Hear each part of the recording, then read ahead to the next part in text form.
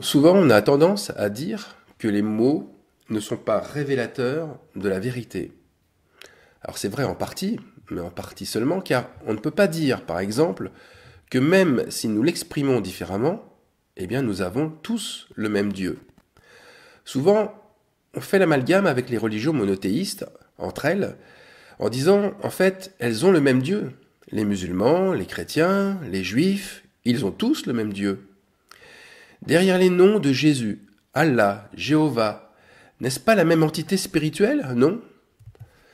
Eh bien, pas du tout. Pas du tout. Disons-le, il faut le dire tout de suite. Disons-le tout de suite. Le Dieu de l'islam n'est pas un Dieu de paix, c'est un Dieu de colère qui aime la guerre. Pour exemple, la sourate 5, verset 33, elle dit « Il y a une récompense pour ceux qui font la guerre contre Allah et son messager, c'est qu'ils soient tués ou crucifiés, ou que soient coupées leurs mains ou leurs jambes opposées, ou qu'ils soient expulsés du pays. » Le Coran montre Allah, le Très-Haut, l'unique, le souverain, qui aime être adoré lui seul. Lui et lui seul. Il est d'une pureté inégalée et inégalable. Il est, et il se présente comme ça, comme audient, omniscient, parce qu'il sait tout et qu'il voit tout. Mais le hic, c'est qu'il ne partage pas sa gloire avec l'homme, car c'est lui et lui seul la gloire. Il n'a aucun fils incarné ou aucun fils à préparer. Il est trop glorieux pour avoir un enfant, nous dit la sourate 4, verset 171. Ce qui signifie qu'il ne permettra à aucun homme de pouvoir l'égaler, et il est par-dessus tout dur et intransigeant avec les infidèles et les mécréants. On observe souvent à la fin des versets, comme pour rassurer un petit peu le lecteur, Allah est pardonneur et miséricordieux. Mais la question principale, c'est où se trouve la miséricorde, où se trouve le pardon, où se trouve la grâce divine. Pour les mécréants, Allah leur montrera leurs actions, source de remords pour eux, mais ils ne pourront pas sortir du feu. Sourate 2, verset 167. Le salut d'Allah est pour ceux qui le méritent, et qui le méritent par leurs actes et leurs rites. Et pour les autres, c'est le feu, c'est l'enfer qui brûle éternellement. Verset 165, Allah est dur en châtiment, dur en punition, verset 196, dur avec les mécréants. Donc, beaucoup de ceux qui aiment l'islam sont inflexibles. Ils sont comme le Coran, ils aiment la dureté, l'intolérance, l'intransigeance, bref, ils aiment la guerre. En tous les cas, c'est ce que nous montre le Coran, qui n'est pas implicite, puisqu'il n'y a pas de parabole, il n'y a pas de récit voilé, où l'interprétation est difficile, mais c'est une succession de lois, de préceptes, et c'est un ensemble en fait d'écrits juridiques, de la même manière qu'un code civil ou un code militaire. Eh bien, le Coran va dans le sens général du talion, qui est œil pour œil, et même parfois, il va au-delà. Regardez le verset 191. « S'ils vous combattent, tuez-les, telle est la rétribution des mécréants. » L'amour du prochain est beaucoup moins mis en avant que la rétribution, la réprimande, le châtiment des actes de chacun. Alors, aimez vos ennemis, bénissez ceux qui vous maudissent, faites du bien à ceux qui vous haïssent, et priez pour ceux qui vous maltraitent et qui vous persécutent, ou encore donnez son manteau à celui qui le réclame, tendre l'autre joue, mais ces actes qui mettent un comble à l'amour ne figurent pas du tout dans les écrits coraniques, qui vont plutôt même dans un sens opposé et radical. Vous me direz, à raison, qu'il y a des islamistes modérés, c'est vrai, il existe des islamistes modérés qui aiment de la sorte, qui aiment en faisant du bien à ceux qui les méprisent ou qui les maltraitent. Oui, il y a des islamistes modérés, parce qu'ils ne sont pas islamistes dans l'âme. Ils ont décidé de ne pas s'opposer, de ne pas faire la guerre, mais la guerre à la doctrine de la guerre. Ils aiment leurs ancêtres et ils veulent conserver la culture qui émane de l'islam. Mais il faut le dire aussi, c'est important de le dire, beaucoup ont peur de quitter cette religion. Ils ont peur des représailles, peur des conséquences. Regardez ce que dit la sourate 3, verset 85. Et quiconque désire une religion autre que l'islam ne sera point agréé, et il sera dans l'au-delà parmi les perdants. Alors c'est pas fini, il y a aussi craignez Allah. Ce commandement revient sans cesse. Craignez Allah, ça revient sans cesse dans le Coran. Craignez-moi si vous êtes croyant, dit un verset. Pourquoi une telle menace? Pourquoi un tel appel à la crainte alors que la Bible emploie ce mot aussi, mais le mot craindre dans le sens inverse? Ne craignez pas. Ou alors, la Bible l'emploie en montrant que la crainte vient naturellement avec l'esprit. Ils furent saisis de crainte, etc., etc. La crainte donnée comme un ordre, elle fait dresser une haute muraille. Et cette haute muraille religieuse, elle a une force principale qui est la captivité. Alors attention, je ne suis pas en train de faire un procès aux musulmans, mais je suis en train de faire comme avec le christianisme ou le judaïsme, c'est-à-dire de relever, de mettre en lumière, et le mot grec de mettre en lumière, c'est apocalypsis, qui signifie l'apocalypse. Donc mettre la lumière sur ce qui est vrai comme sur ce qui est faux. Alors le chrétien, comme celui qui met sa foi dans la Torah et qui ne s'est pas converti, reconverti, repenti, il deviendra inévitablement un islamiste dans l'âme, simplement parce que toute religion prône la crainte, toute religion prône le fait d'être rigide, intransigeant, et que cette religion pousse au sectarisme et donc à la destruction. Quand je vois la relation qu'ont des chrétiens avec Jésus, quand je vois la relation qu'ont des juifs avec le Dieu d'Israël, et quand je vois des musulmans avec Allah, eh bien c'est le même Dieu qu'ils invoquent. C'est le même Dieu vers qui ils se soumettent dans la crainte, la rigidité des préceptes qui sont stricts, qui sont appliqués point par point. Ils sont si scrupuleux, si pointilleux, à la virgule, à la lettre près. Ce qui passe en premier, c'est alors l'obéissance stricte au texte saint, l'obéissance à un ensemble de rites et de lois. Vous savez ce que veut dire le Coran? Le Coran veut dire la récitation. Il y a des musulmans qui récitent des sourates en prière à heure fixe, comme il y a aussi des catholiques qui récitent des chapelets entiers, des chapelets de prière, comme il y a aussi, il faut le dire, des protestants qui récitent des versets bibliques. Ne croient-ils pas tous dans le même rite? Ne croient-ils pas tous dans la récitation? La parole récitée posséderait alors un pouvoir inégalé. Réciter inlassablement des paroles, ça enivre l'esprit, cela fait tourner la tête, cela donne l'impression d'être rempli de mots saints, cela donne en fait l'apparence d'une sainteté plus grande. Mais aussi, cela donne l'impression que tout est prévu d'avance, alors que la vie avec Dieu est tout simplement l'inverse. Une aventure au quotidien, où justement, l'Esprit Saint s'invite au moment où l'on ne l'attend pas forcément. Mais tout cela prouve une chose, c'est que ceux qui récitent ont peur. Ils ont peur en fait d'être autre chose que des serviteurs d'un Dieu inaccessible. Et c'est pourquoi ils le resteront justement, ils resteront serviteurs. Ils n'auront jamais d'autre statut que celui de serviteur, car ils auront toujours peur d'échapper au pardon de Dieu.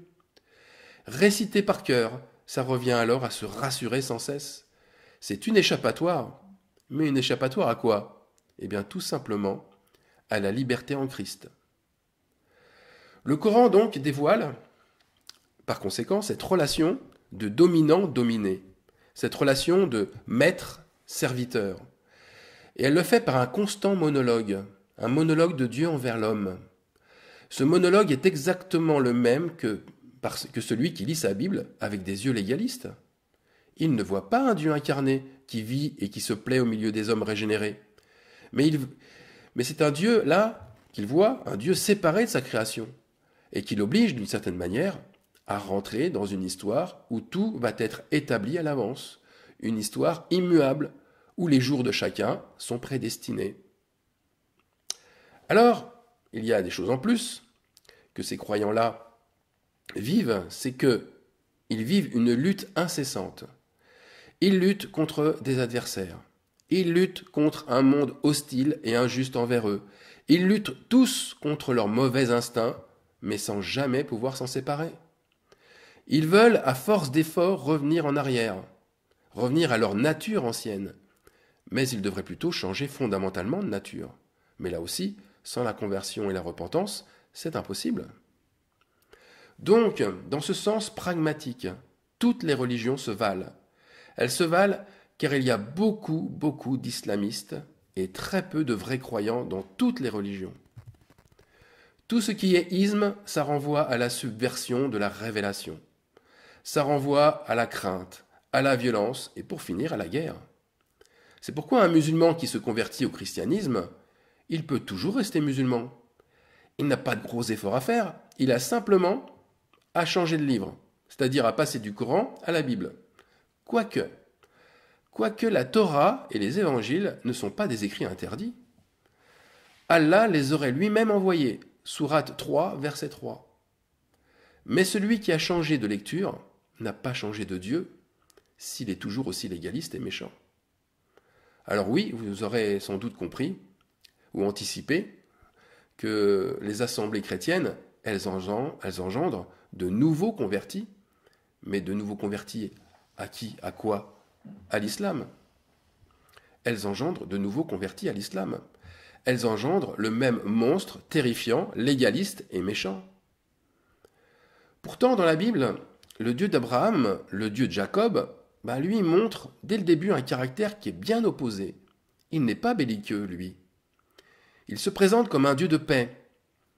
Et le mot que l'on trouve, qui va vraiment dans ce sens, c'est le Shilo. Genèse 49, verset 10, on voit Jacob venir bénir ses fils et prophétiser sur Juda de la manière suivante. Le sceptre ne s'éloignera point de Juda, ni le bâton souverain d'entre ses pieds, jusqu'à ce que vienne le Shilo, et que les peuples lui obéissent. Eh bien, le Fils de l'homme, le Fils de Dieu, le prophète providentiel, c'est le Shilo. C'est un mot hébreu qui signifie le pacifique, le tranquille, le repos. Ici, les peuples ne vont pas lui obéir par la peur ou par une soumission forcée. Ce n'est pas un guerrier comme Mahomet qui vient établir son royaume, mais c'est l'obéissance qui va se faire par l'état de paix qu'il procure. Et cet état de paix, c'est le Shilo.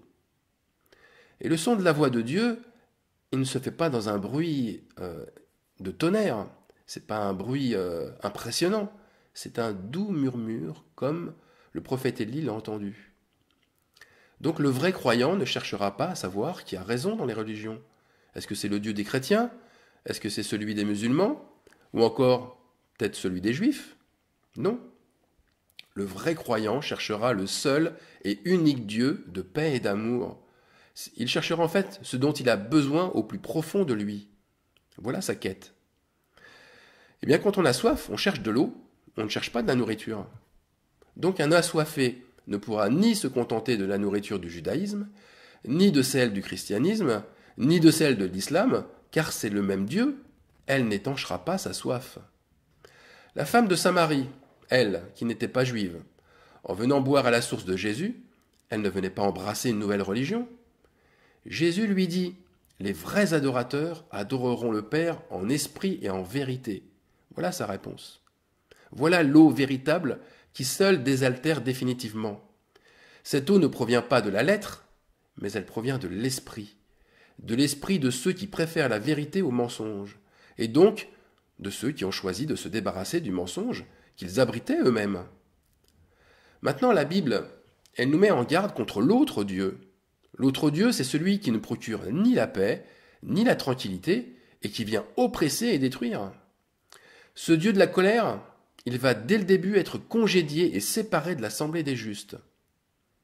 Je vous lis le passage. Maudite soit leur colère, car elle est violente, et leur fureur, car elle est cruelle. Je les séparerai dans Jacob, et je les disperserai dans Israël. Que mon esprit ne s'unisse point à leur assemblée. Et là, on a la raison, car dans leur colère, ils ont tué des hommes. C'était Genèse 49, versets 6 à 7. Eh bien, ici, on ne s'adresse pas à des Égyptiens. On ne s'adresse pas à des étrangers. C'est Jacob lui-même qui donne une prophétie pour ses fils. Et ici, c'est une prophétie pour Siméon et Lévi. Leurs glaives sont devenus des instruments de violence. Vous voyez, le jugement paraît dur, Il est très dur, mais il est dur pour ceux qui ont le cœur dur. La terreur, en fait, elle s'établit contre ceux qui courbent le dos devant ce Dieu colérique qui est annoncé dès la Genèse, au sein même des 12 fils d'Israël. Pas à l'extérieur, c'est pas pour Pharaon en Égypte, c'est pour les 12 fils d'Israël. La Bible, en fait, elle ne montre pas une justice par les armes, mais elle montre une justice qui est faite par la paix. Les âmes sont gagnées par l'amour, un amour empreint de force, par le sacrifice, mais pas un amour par la crainte.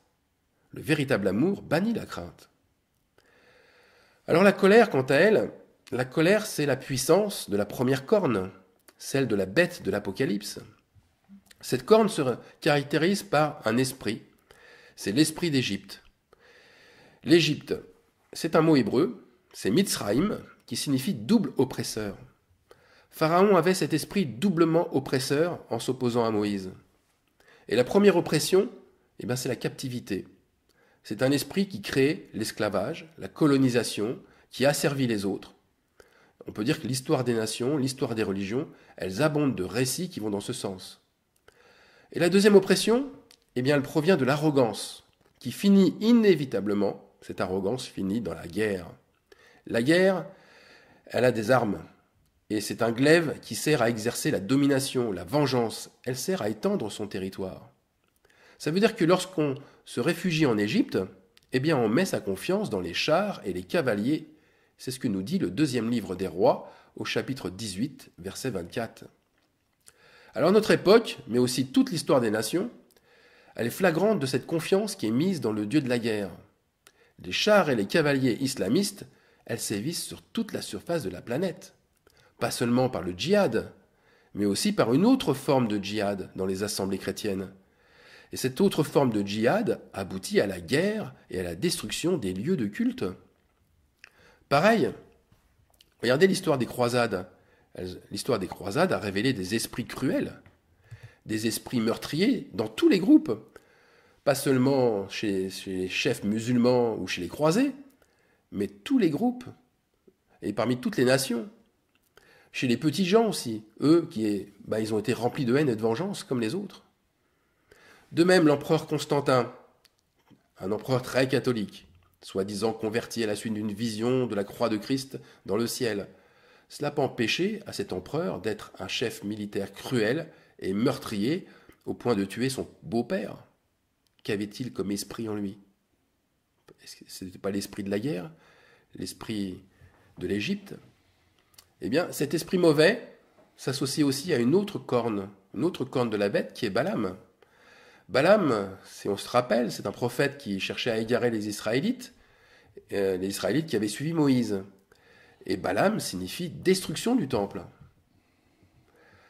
Donc, on va revenir à une autre chose je vais faire une aparté, sur la prophétie d'Ésaïe, chapitre 30, au verset 3. Cette prophétie dit « La protection de Pharaon sera pour vous une honte, et l'abri sous l'ombre de l'Égypte sera une ignominie. » Ici, le déshonneur et la honte sont pour ceux qui viennent détruire, qui viennent déporter des innocents. Mais il n'y a pas qu'eux. Il y a aussi ceux qui se sont mis sous la protection de ces meurtriers. Quand on appartient au groupe ou à la religion de ceux qui détruisent, ça produit un sentiment d'amertume. Quelle que soit la religion, qu'on soit musulman, juif ou chrétien, on a ce sentiment qui émane face à cette ignominie. Le Dieu biblique, quant à lui, il n'incite pas au crime. Il n'incite ni à la violence, encore moins à la violence proportionnée. L'évangile de Jésus-Christ n'est pas fondamentalement nouveau par rapport à celui de Moïse. Donc la Torah et l'évangile, il y a un prolongement. La circoncision de cœur, l'amour profond, le pardon, c'est toujours ce qui va départager ou ce qui a déjà départagé, divisé et séparé les personnes, les familles et les peuples. Mais il faut le dire, il n'y a jamais pour personne de condamnation définitive. Si on regarde le roi Salomon, le roi d'Israël, il désobéit, il se prend pour Dieu lui-même. Sa sagesse, son or, sa réputation, ça lui monte à la tête. C'est son royaume après lui qui sera divisé. Lui, il tombe dans la dépression, mais il n'est pas détruit. Il sera même enterré aux côtés de ses ancêtres. Pourquoi? Parce que ce n'est pas l'homme qui a la possibilité de revenir vers Dieu, mais c'est Dieu lui-même qui a toujours décidé de revenir vers les hommes. C'est ça qu'il faut dire. On n'accepte pas Dieu, c'est pas vrai. On revient vers lui parce que lui a décidé de revenir vers nous. Regardez ce qu'il dit. Je ne veux pas contester à toujours, ni garder une éternelle colère quand devant moi tombent en défaillance les esprits, les âmes que j'ai faites. Ésaïe 57, 16. On a aussi Psaume 103, 9. Dieu ne conteste pas sans cesse. Il ne garde pas sa colère à toujours. Voilà ce que Dieu demande à tous, mais en contrepartie. Reconnais seulement ton iniquité. Reconnais que tu as été infidèle à l'Éternel ton Dieu, que tu as dirigé çà et là tes pas vers les dieux étrangers, sous ton arbre vert, et que tu n'as pas écouté ma voix, dit l'Éternel. Ça c'est Jérémie 3, 13.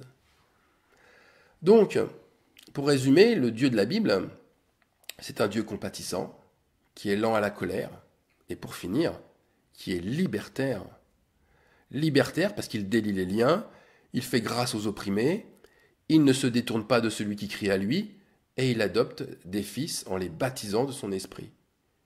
Quel grand écart comparé au Dieu de l'islam, qui, il faut le dire, il est très possessif, très arrogant, intransigeant, et disons-le, extrêmement oppresseur comme l'Égypte. Le prophète Jérémie avertit les croyants en leur interdisant d'aller en Égypte pour y demeurer. Pourquoi le fait-il? Est-ce que des Juifs se convertiraient à l'islam? Bien non.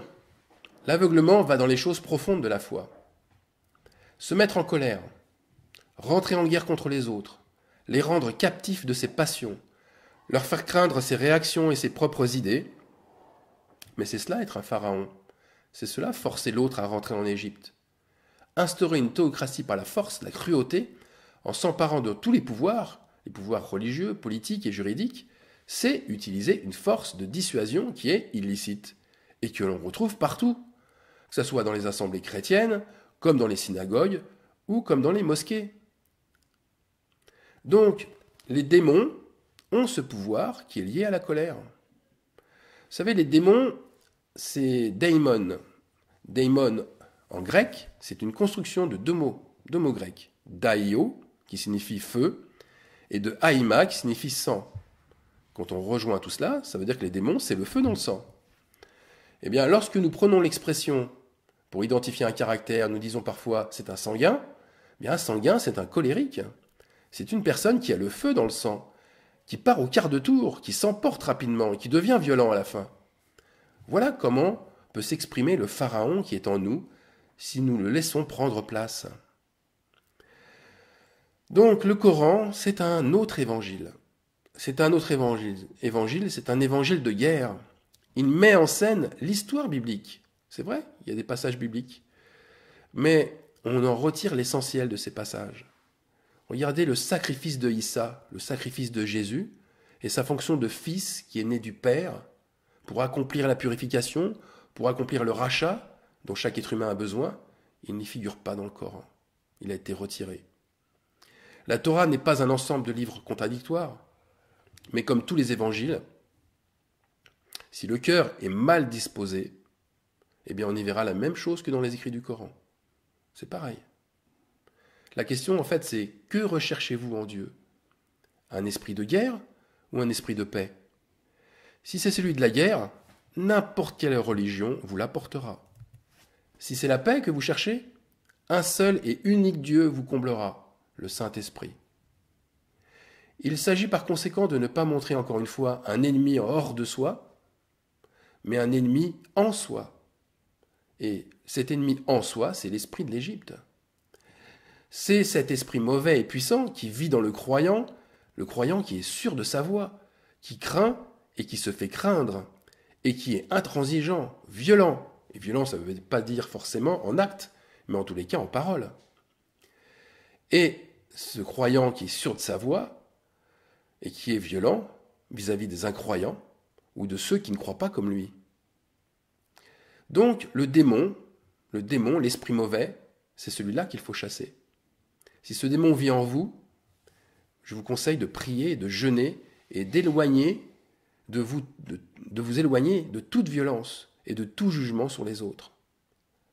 Voilà, j'en ai fini avec ce message. Amen. Amen.